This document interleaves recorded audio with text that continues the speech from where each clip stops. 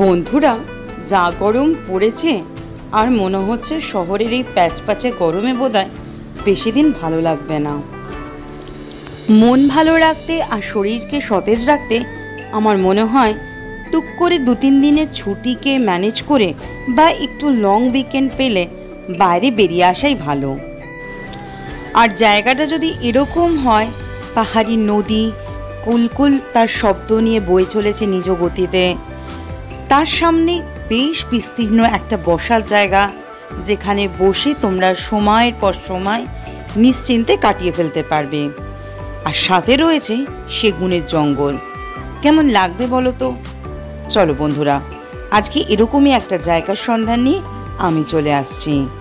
আমি দেবস্মিতা, সকলকে স্বাগত জানাই আমার চ্যানেল ড্রিম ডেস্টিনেশন অ্যান্ড দেবস্মিতার নতুন একটা ব্লগ নিয়ে। কলকাতা থেকে কিন্তু আমরা খুব সহজে নর্থ বেঙ্গলে পৌঁছে যেতে পারি। আজকে তোমাদের সন্ধান দেব নর্থ বেঙ্গলেরই এরকম একটা অফবিট জায়গার। এই অফবিট জায়গাটাতে পৌঁছাতে গেলে আমাদের প্রথমেই পৌঁছে যেতে হবে শিলিগুড়ি বা এনজেপি স্টেশন। এনজেপি স্টেশনে পৌঁছাতে গেলে শিয়ালদা বা হাওড়া থেকে তোমরা অনেক ট্রেনের অপশান পেয়ে যাবে। যদি ট্রেন ম্যানেজ নাও করতে পারো তাহলে কিন্তু বাসের অপশানও আছে। সেক্ষেত্রে ধর্মতলা বা সল্টলেক বা এয়ারপোর্ট হয়েও কিন্তু অনেক ধরনের বাস যায়। এই বাসগুলোর মধ্যে কিন্তু লাক্সারি এসি ভলভো বাসও রয়েছে। আমরা এবারে যাত্রা শুরু করেছিলাম শিয়ালদা স্টেশন থেকে। তৎকালে দার্জিলিং মেলের ট্রেনের টিকিট পেয়ে যাওয়ায় আমাদের বেশ সুবিধাই হয়েছিল। যাই হোক, আমরা পৌঁছে গেছিলাম শিয়ালদা স্টেশনে এবং শিয়ালদা স্টেশনের ওয়েটিং লাউঞ্জে ওয়েট করছিলাম। তবে এবারের অভিজ্ঞতা আমার খুব খারাপ। ওয়েটিং লাউঞ্জে না চলছিল এসি, না ছিল ওয়াশরুম ক্লিন, সব মিলে একটা ভয়াবহ পরিস্থিতির সম্মুখীন হয়েছিলাম। যাই হোক, ঘুরতে যাওয়ার জন্য যে পজিটিভ এনার্জিটা দরকার ছিল সেটা কিন্তু এই শুরুর পরিস্থিতিটা আমাদের কাবু করতে পারলো না।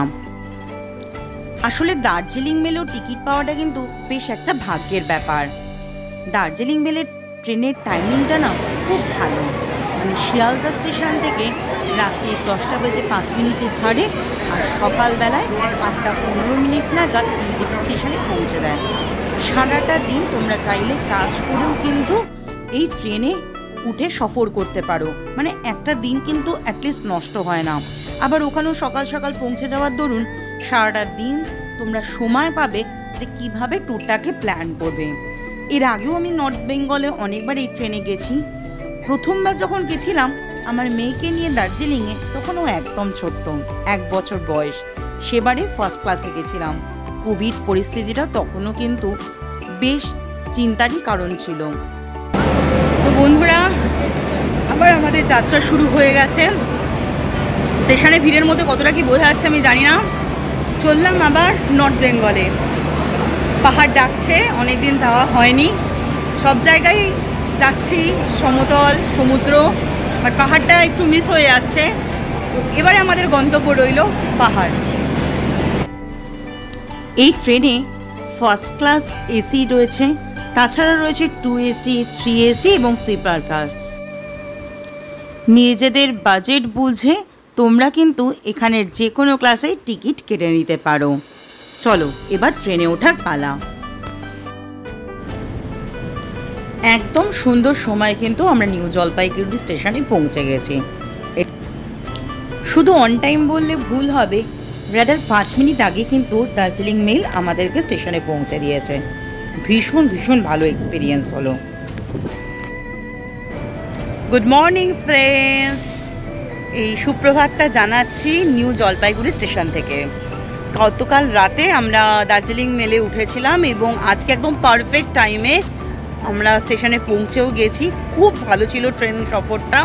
আলাদা করে ভিডিও করা হয়ে ওঠেনি কারণ অলরেডি দার্জিলিং মেলের উপরে প্রচুর ভিডিও অ্যাভেলেবেল আছে। শুধু আমি আমার এক্সপিরিয়েন্সটা বলে দিই। ট্রেনের ভেতরে ক্লিনলিনেস খুব সুন্দর ছিল।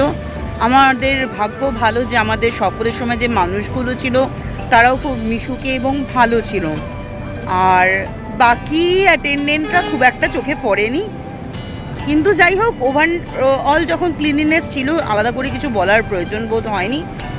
টয়লেট থেকে আরম্ভ করে বাকি যা যা সরঞ্জাম বলুন, বাকি সব কিছুই কিন্তু প্রপারলি মানে মেনটেনডই বলা যেতে পারে। তো এখন আমরা আবার বেরিয়ে পড়বো স্টেশন থেকে, গাড়ি করে চলে যাব নর্থ বেঙ্গলের একটা পপুলার অফবিট প্লেস। মানে এখন তো আর অফবিট থাকে না, সেটাও এত পপুলার হতে চলেছে প্রত্যেকটা জায়গায়। যেটাই অফবিট থাকে সেটাই কিছুদিন বাদে দেখা যায় পপুলার হয়ে গেছে। তো চলো বন্ধুরা, সেরকমই একটা অফবিট জায়গায় গিয়ে কিছুটা সময় আমরা নিজেদের মতো রিল্যাক্স করব, সেই উদ্দেশ্যে কিন্তু এবারে আসা। যাত্রা শুরু করা যাক।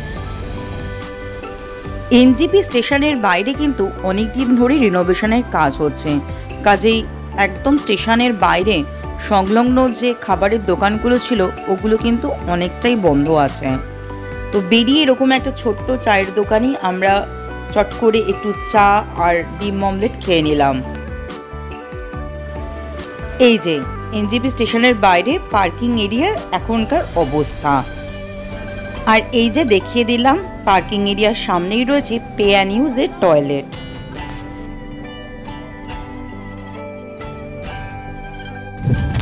আমরা আমাদের যাত্রা শুরু করে দিয়েছি। এনজিপি স্টেশন থেকে গাড়ি অলরেডি আগে বুক করা ছিল। তো আমরা যখনই এখানে আসি হয় না কিছু মানুষজনের সাথে চেনা পরিচিতি তৈরি হয়ে যায়, সম্পর্কগুলো। তো যদি ওনারা নিজেরাও অ্যাভেলেবেল না থাকেন তাহলে ওনারা কাউকে পাঠিয়ে দেন, মানে নিজেদেরই তো বন্ধু বান্ধবের গ্রুপ আছে, তো নিশ্চয়ই ব্যবস্থা হয়ে যায়। মানে এখন অবধি কোনোদিন হয়নি যে একজনকে ফোন করেছি উনি না যেতে পারলে আরেকজনকে পাঠাননি। তো এরকমই এবারে সফরে আমাদের সাথে রয়েছেন মনোতোষ দা। এই যে উনি গাড়ি চালাচ্ছেন খুব মন দিয়ে, এবং আমার খুব ভালো লাগলো। ওনার কিন্তু প্রচুর দিনের এক্সপিরিয়েন্স আছে, মানে ভাবুন 97 থেকে উনি গাড়ি চালাচ্ছেন। তো এরকম একটা অভিজ্ঞতা মানুষ, মানে এরকম একটা অভিজ্ঞতা সম্পন্ন মানুষের সাথে যেতে পারলে অনেক গল্প নিশ্চয়ই রাস্তায় যেতে যেতে শুনবো আমরা, এবং ভবিষ্যৎ দিনে ওনার সাথে যাওয়ার ইচ্ছা রইল। তো বন্ধুরা, আমি ডেসক্রিপশন বক্সে ওনার নাম্বার দিয়ে দেবো, তোমরা চাইলে কিন্তু ওনার সাথে ডিরেক্টলি কন্ট্যাক্ট করতে পারো। চলো এবার আমাদের দেখি যাত্রাপথটা কেমন হয়।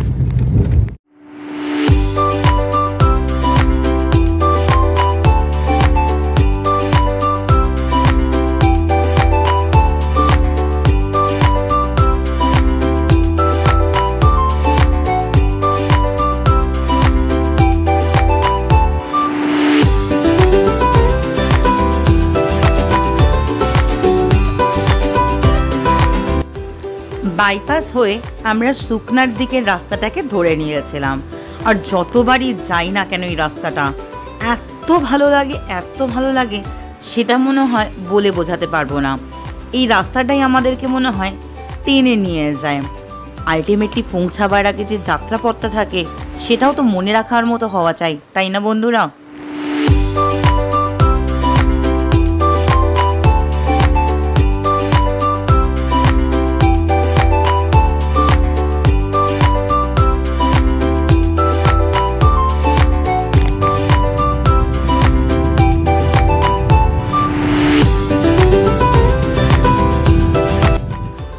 দেখতে দেখতে আমরা প্রায় কার্শিয়াং পৌঁছে গেলাম, আর কিছুটা পথ গেলেই কার্শিয়াংয়ের মূল শহর চলে আসবে।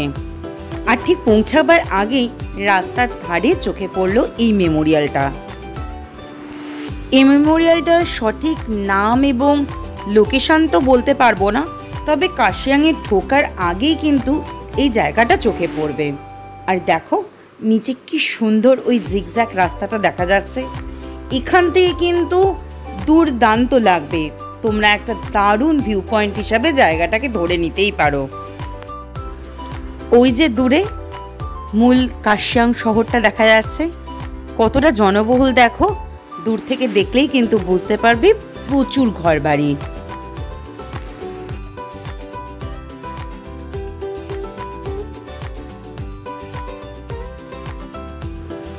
এই যে কার্শিয়াং স্টেশন পেরিয়ে আমরা এবার এগিয়ে যাচ্ছি সামনের দিকে।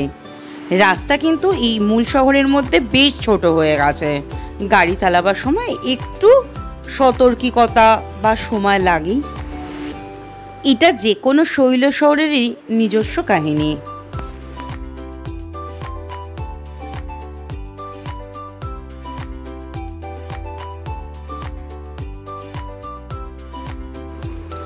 আস্তে আস্তে শহর পেরিয়ে আশেপাশের চা বাগানগুলো দেখতে দেখতে বেশ ভালো একটা সময় কাটছিল।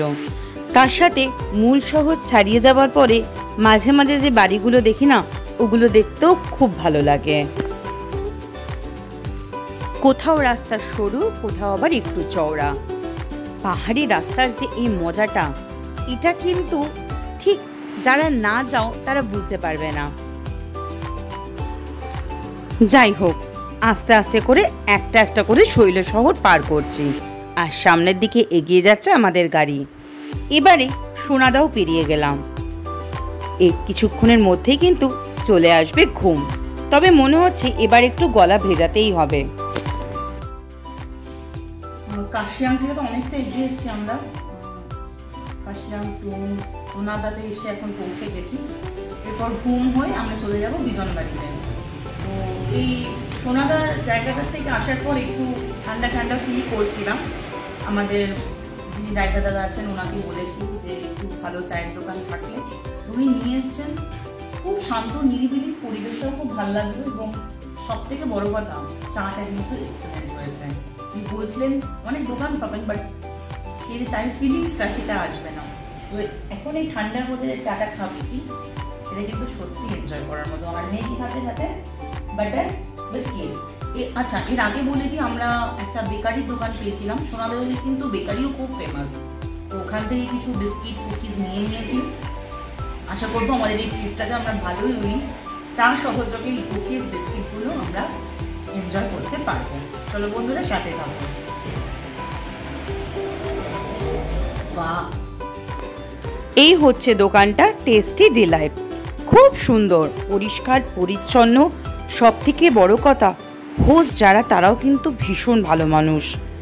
দেখো, ঢুকেই ডান দিকে কিন্তু ওনাদের কিচেন আছেন, আর নিজে হাতে কিন্তু চা হোক, কফি হোক বা ছোটোখাটো ম্যাগি স্ন্যাক্স এগুলো বানিয়ে গেস্টদেরকে দিচ্ছেন। এই রেস্টুরেন্টের ওপরই কিন্তু একটা টয়লেটও ছিল, কাজেই যাত্রাপথে তোমরা কিন্তু ইজিলি একটা ব্রেক নিয়ে নিতে পারো। এবার দেখো, দুপাশের পাইনের জঙ্গলটা বুঝতে পারছো, আর তার সাথে ঘন কুয়াশা, হবে নাই বা কেন। আর একটু বাদেই যে চলে আসছে ঘুম স্টেশন। এই দেখো বন্ধুরা, ঘুম স্টেশন হাজির। আর এই ঘুম স্টেশন থেকে বাঁ দিকে কিন্তু আমরা রাস্তাটা নিয়ে নিচ্ছি। এবারে আমাদের ডেস্টিনেশন হচ্ছে দার্জিলিং জেলার বিজনবাড়ি গ্রাম। এটা দার্জিলিং হয়েও যাওয়া যায়, আবার ঘুম থেকেও যাওয়া যায়, তবে যাওয়ার সময় আমরা কিন্তু ঘুম থেকে বাদিকের রাস্তাটাকেই বেছে নিয়েছি। এবারে একটা জিনিস খুব ভালোভাবে চোখে পড়লো, রাস্তার ধারে যেতে যেতে প্রচুর কিন্তু রডোডেনড্রন ফুল দেখলাম। আমি অনেকবার এই নর্থ বেঙ্গল এসছি, কিন্তু এভাবে রডোডেনড্রনে ভরা গাছ কিন্তু সত্যি চোখে পড়েনি। এবারে একদম মন ভরে গেল, আর সেই জন্য একবার গাড়ির থেকে নেমে তোমাদের জন্য এই ভিডিওটা করে নিলাম।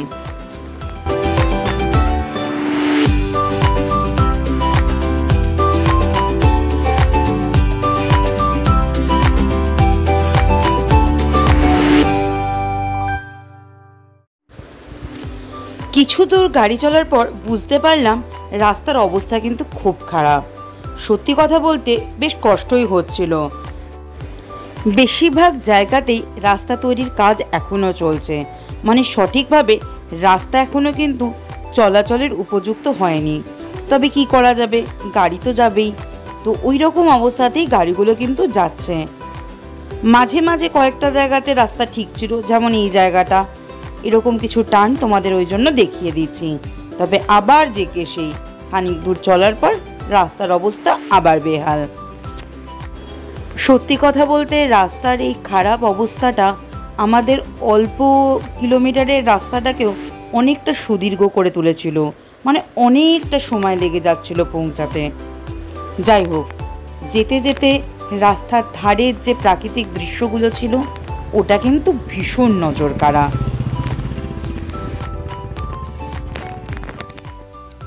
দেখো বন্ধুরা, মার্চ এপ্রিল নাগাদ না, মোটামুটি মার্চ থেকেই স্পেশালি সবাই ওই পুরুলিয়া চলে যায় বা লালমাটির জায়গায় চলে যায় পলাশ ফুল দেখবে বলে, তবে আমরা পাহাড়ে চলে এসেছি, একই সাথে রোডোডেনড্রনও দেখছি, পলাশ ফুলও দেখছি। এটা যে কি অ্যামেজিং এক্সপিরিয়েন্স সেটা বলে বোঝাতে পারবো না। এই যে এত সুন্দর সিনিক বিউটিটা যতই বলি না কেন সেটা মনে হয় কম বলা হবে। তো তোমরাও যদি টাইম পাও কখনো এই সময় এসে ঘুরে যাবে, নিশ্চয়ই মানে কোথাও না কোথাও এরকম প্রকৃতিকে উপভোগ করতে পারবে। মানে দেখবার জন্য না চোখ কানটা একটু খোলা থাকা দরকার। আশা করব তোমাদের ভালো লাগছে। চলো এরপর বিজনবাড়ি পৌঁছে আমরা কি কি করি সেটাও দেখবে। আমরা এবারে বিজনবাড়ির অনেকটা কাছাকাছি চলে এসেছি। এই যে দেখছো লেখাটা রয়েছে পালবাজার, এর পাশ দিয়ে ব্রিজ ধরে খানিকটা এগোলেই কিন্তু চলে আসবে এবারের মতো আমাদের স্টেকেশন করার ঠিকানাটা। এই জায়গাটাও কিন্তু বেশ জনবহুল। তো বন্ধুরা, এবারে যে জায়গাটাকে আমরা বেছে নিয়েছি বিজনবাড়ির থাকবার জন্য, সেটা কিন্তু তোমরা আর কিছু অপেক্ষা করলে দেখতে পারবে। চলো